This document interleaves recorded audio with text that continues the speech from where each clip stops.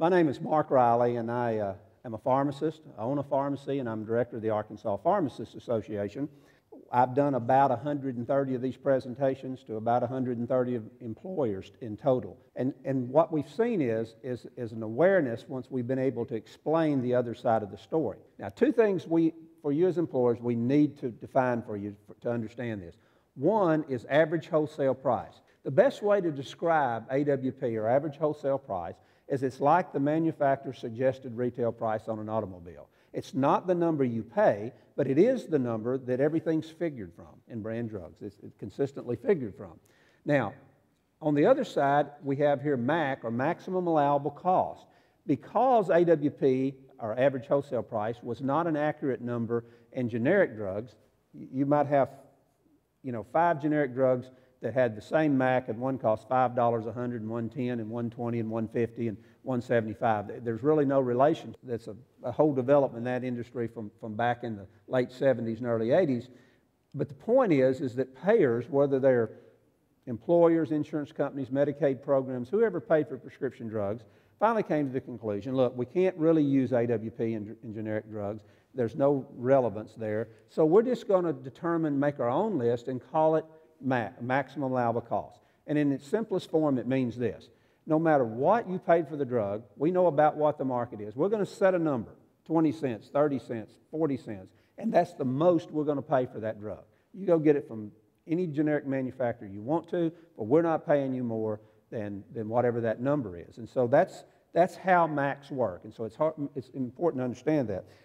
The first thing that we're going to talk about is spreads. There's a common term used in the industry now called spreads, and it's very simple, and it's almost unbelievable that we've gone a decade and a half with this going on without the business community understanding it. But they've not heard anybody telling the other side of the story. And spreads are very simple. It's the difference in what you as an employer pay for a prescription versus what the pharmacist has paid. Let me say that again. It's the difference in what you pay as an employer for a prescription versus what the pharmacist has paid. And the 120 employers that I've talked to, I can count on one hand the number that knew that what they paid for a prescription was not what the pharmacy was paid for that same prescription. This is a practice that's been totally hidden from the employers. We're going to first talk about multiple MAC lists and discount lists, or these MAC prices are put into categories like this. You will look in a PBM computer, you will see pages of charts like this. They're just basically spreadsheets.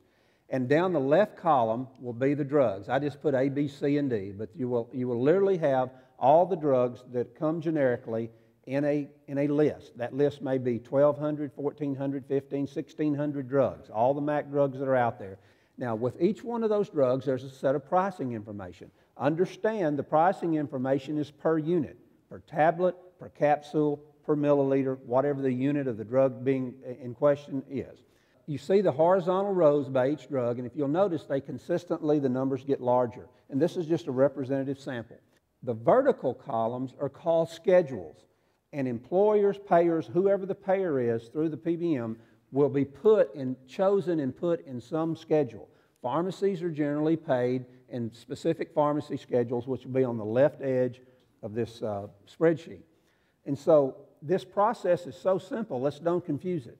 If you were a company and when you were in MAC Schedule 5 here, and drug A was filled and it was a tablet, for every tablet that was filled nationwide that went through your computers or for your employees, if you're a specific employer, you would pay 20 cents per tablet to the PBM. The PBM would pay pharmacies 10 cents a tablet for that. Subtract the two, it's 10 cents, and 10 cents goes in the PBM's pocket for just running it through a switch at the speed of light on every tablet filled for that prescription. Now, there are multi-millions of these being filled every day, running at the speed of light, and it's simply a computer function. The employer, if it was a capsule, it was drug C, and the employer was in Schedule 6, they would pay 60 cents, the pharmacy would be paid 30, and the PBM would put 30 cents in their pocket.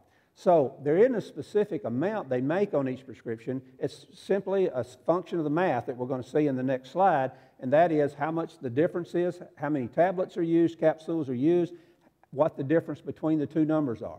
So these numbers can be $2 spread, it can be a $120 spread. Now, I've been asked the question several times, how do you determine which schedule I'm in? Well, what we found is the more sophisticated the buyer is, the more they know about it, the more that they understand what's going on, they tend to move to the left. So there's multiple schedules. I'm just showing you a few here. Second thing we want to talk about on the spread games is to use the MAC or the MAC list, maximum allowed cost, versus the AWP discount formulas. Again, we're talking about generic drugs, and we said that the AWP numbers don't relate to the cost of the drug very well. Well, guess what? In many cases, the PBMs still use it behind the scenes as they price prescriptions. So they will go to an employer and say, okay, you're getting 14% off on your brand drugs. We'll give you 50% off on your generic drugs, as an example.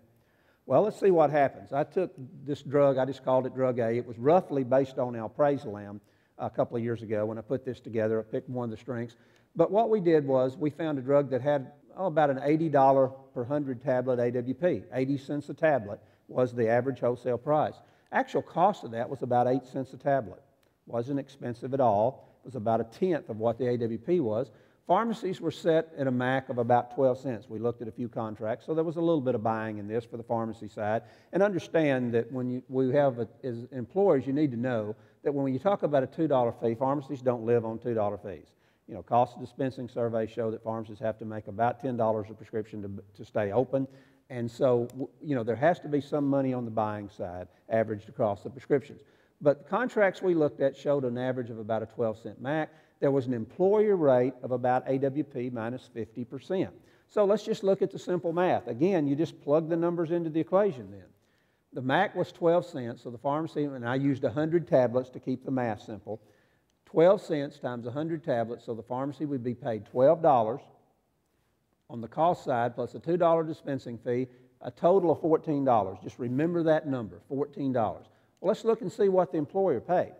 The employer was on an AWP minus 50% rate and no fee. So the AWP minus 50% of $80 is $40. So we've got $80 minus $40, it's 50% off, equals $40. So the PBM charged the employer $40, paid the pharmacist $14, put $26 in their pocket for just running it through a switch at the speed of light. Simple way to make money. Now, is it always $26? No. As I said before, it might be $3.50, it might be $11, it might be $1.50, it might be $63. It's all over the board. I have analyzed people's information. They brought it to me, and I've looked at it, and I've seen that number be as high as $150 on a single prescription. There's a lot of money involved in this process simply based on the number of tablets, the differences in the spread based on which schedules you're in. Let's move over to mail order and take this same prescription to make a point here. We're going to compare apples to apples in every situation. The AWP is still $80, same as it was in the retail pharmacy. We're going to talk about a 100-tablet sample. The PBMs typically say, we'll give you AWP minus 50%, for example. In retail, we'll give you 60% if you'll take it to mail. We'll give you another 10%. So let's look at the math. If you've got an $80 prescription, 60% of 80 is 48. This makes it a $32 prescription, okay? So it's 32, and that's for apples, 1 month. 3 months, it'd be $96, but we're going to compare it month to month so that we get a fair comparison. I'm going to assume the mail order paid 8 cents a tablet, just like the retail pharmacy did. Now, if they paid 7 cents or 6 cents because they bought it in volume, more power to them. That's the American way, and that's not part of the equation here, and that's not part of the transparency in what somebody paid for the product. It's what your money went to pay as an employer. So let's assume, though, to keep it apples to apples, that they paid 8 cents. They make a gross profit. It's a $32 prescription minus $8. They make a $24 gross profit. Now, if we go back and look at what the pharmacy made, the pharmacy had 8 cents a tablet, $8, and got paid a total of $14. The pharmacy got $6 gross profit in that prescription. The PBM made $24 on the same prescription. Plus, there's some other things I haven't even talked about. You might say, well, they made $24, they made $26 on the spread. In this example, they did, but generally speaking, they make more money on the mail order side. We hadn't even talked about the games, the hidden games they play on the mail order side that we're going to get to in just a moment. Third thing is NDC manipulations or package size. A little bit of education needs to be done here, first of all, and that is that on every bottle of prescription drugs in America, there is an 11-digit number that's the National Drug Code number, or the NDC number. The first 5 digits of that number define the manufacturer. The second 4 digits define what the drug is under that manufacturer. And the last 2 numbers define the package size, whether it comes in hundreds or 500s or 50s or what package size it comes in. But that number is specific. 2 things that we need to know here is that the AWP, or the listed price, is specific for each NDC number. There are companies out there that I call the Bibles of drug pricing. They're called Facts and Comparisons and First Data Bank. And all they do is they collect data from any kind of manufacturer, whether they're regular manufacturers or people that buy the drugs and repackage it or whatever. They turn in a set of identification NDC numbers and pricing data connected to that. And these databases collect all that information, and they compile it, and then they sell that information to payers of prescription drugs. Again, Medicaid programs, insurance companies, PBMs, who are actually paying for those drugs. So, 2 things we need to remember is that there's to every set of pricing data, of which AWP is one of the numbers, there is an NDC number attached. Secondly, and very important in this equation, if anything changes in that number, if that number becomes unique by changing any number in it, there has to be new pricing data attached, and that opens an opportunity for the PBM in this case. See what happens. I'm going to switch over to the brand name just to keep the math simple and show you this 100-size bottle in pharmacies now is over $180 probably a bottle, because the average prescription price is $115, and it doesn't come close to averaging 100 tablets. But $100, 100 tablets makes it $1 a tablet, and it makes the math simple, and even I can do that. So let's go through that. If you're at a rate of AWP minus 14 plus 2, 14% off 100 is $14. So you have a $100 AWP minus a 14% discount, or $14. Pharmacist gets a $2 dispensing fee. The pharmacy is paid totally for that drug $88. Some of it's copay from the patient, some of it's the amount the company pays, but the facts are the pharmacy gets a total of $88 for that prescription. Now let's go over to the mail order side. And the first thing you notice is you say, wait a minute, Mark, it's not a $100 AWP anymore, it's $150. Well, this is the game that's been going on in mail order for a long time, is that PBMs change the AWP of the drug. Now, they do it in one of 3 ways.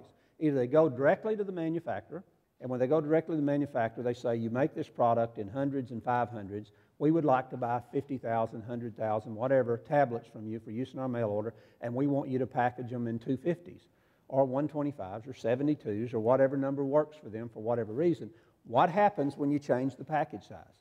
The last 2 numbers of the NDC number change, and there has to be specific new pricing data given to that NDC number, and the PBM influences that to the drug company. The drug company doesn't sell it to anybody else. I've seen one of these bottles. It was black and white, said for mail order only on it, stamped on it, and so they set a AWP basically where the PBM wants it. Now, I used 150%, and I did that because in the examples I looked at, I never saw one under 150%. I didn't see it where in the PBM situation where they ever would change it less than that. They wouldn't fool with it. So in those particular examples, I've seen it 300% and 400%, but I hadn't seen one that was under 150.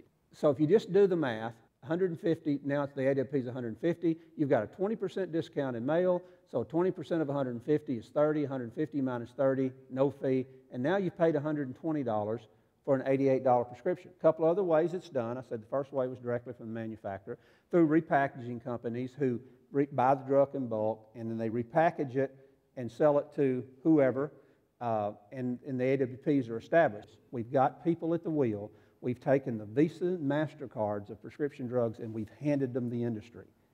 And they've abused it, and it's time to make them do it the right way if they're going to stay involved, or get somebody else to do it.